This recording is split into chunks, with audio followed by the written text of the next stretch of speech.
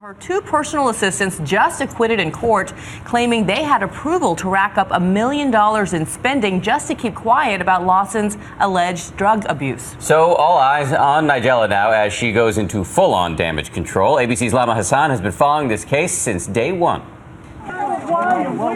It was a dramatic end to a dramatic trial. A trial that was meant to be about fraud, instead unraveling a slew of secrets. My no-churn one-step coffee ice cream. TV cook Nigella Lawson and ex-husband multimillionaire Charles Saatchi had taken their former assistants, Francesca and Elisabetta Grillo, to court, accusing them of swindling more than $1 million of their money. The prosecution arguing they spent that money without permission and were guilty of, quote, a greedy and fraudulent free-for-all.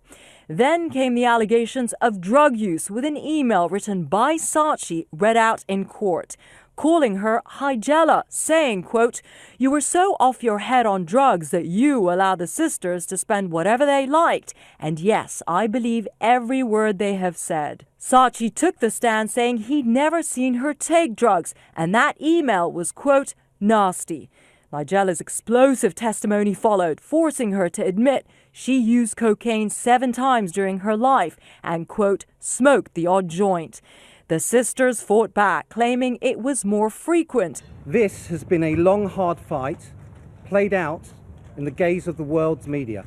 The sisters pleading not guilty, their defense saying it is inconceivable Nigella did not know about their spending. It all came down to the assistants' word against their former bosses, and the jury believed the sisters. Issuing a scathing statement, Nigella hit back, saying, quote, I am disappointed but unsurprised by this verdict, adding, the jury was faced with a ridiculous sideshow of false allegations about drug use, which made focus on the actual criminal trial impossible.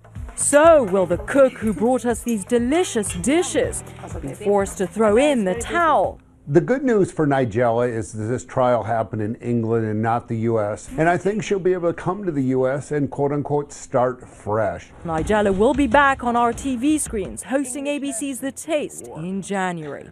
For Good Morning America, Lama Hassan, ABC News, London.